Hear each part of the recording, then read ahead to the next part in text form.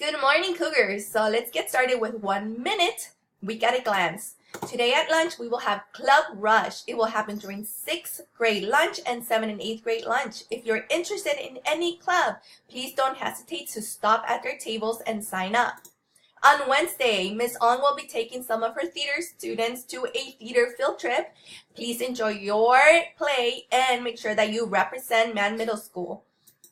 Also, Wednesday, we will have our first after-school detention for students who have excessive tardies. Monday and Tuesday, we will be calling homes to notify them.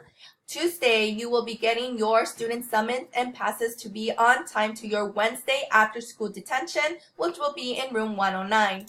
Also on Wednesday, we have our back-to-school night. 5 p.m. is our parent meeting. 5:30 to 7, we have visiting our classrooms. We will also have food presentations along the way. And finally, Friday after school, we have Kona Ice. If you haven't tried this delicious treat, make sure that you stop by and buy one this Friday. So let's have an awesome week. Go Cougars!